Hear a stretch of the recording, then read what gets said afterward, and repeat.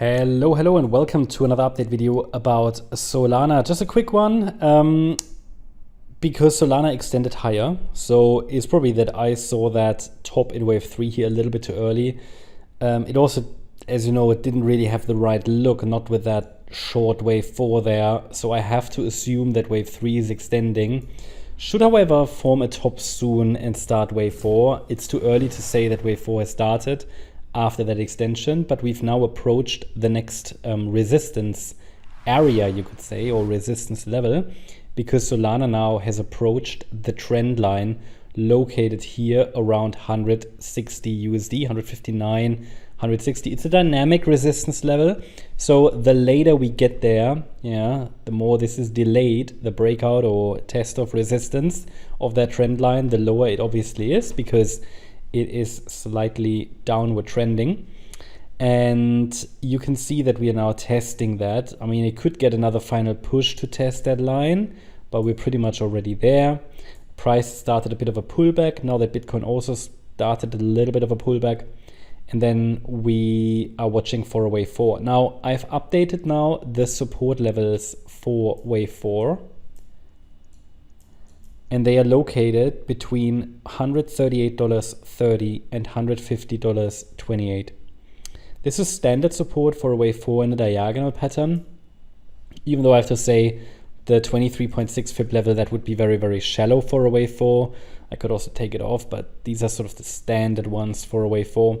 The 38.2 retracement at $148.58, that would be typically considered the ideal target. And the 50% retracement at $141.89.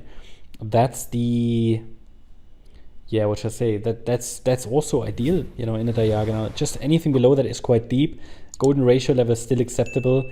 Often we even see an overlap between waves 1 and 4, even though in crypto this has reduced over time. Okay, so we don't see that often the overlap, but it does happen. It's not anything. So wave 4 can overlap with wave 1, but you can see here this wouldn't really have the right look. Why is that rare in crypto? Actually, it's not that common, at least.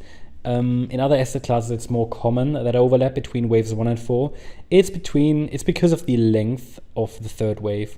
In crypto they are so extended. So that's important. And then we are approaching at some point, probably, at least as long as we're holding that orange support region, the idea is that Solana could approach that $179.70 level, which is the next target, milestone target, because for this internal C wave of wave B, I mean, this is an ideal target, the 100% extension. So that's definitely something to watch as long as the price holds above $138.29. Now, what could happen in a much more bullish escalation scenario is that within this third wave, I mean, this doesn't really look impulsive, so I would really have difficulties to call that the third wave. But depending on what happens here, it could be wave 1 of 3. That would, of course, be very bullish, because if this is another wave 1, then let me zoom out. Then we'd be dealing with a 1-2, 1-2 setup, 3, 4, 5 of a larger third, and it would go even higher. Need to look at the structure here though, because if that wave 1 gets too long or that move up gets too long, it's not really a 1-2, 1-2 anymore, but it's something to be very much aware of. So we're looking for a 5-wave move up in wave C of B, but if the pullback afterwards is corrective, then this could be a 1-2, 1-2, which would then be the bullish setup and an explanation for how the yellow scenario could take us to new all-time highs. But for now, I'm watching for circle 3 to finish at some point, and the support areas are confirmed, and resistance is also communicated. That's the update about Solana.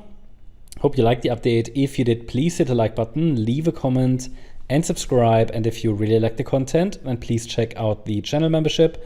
Also, make sure that you follow us on Instagram and Twitter for additional content. Thanks a lot for watching. Bye-bye.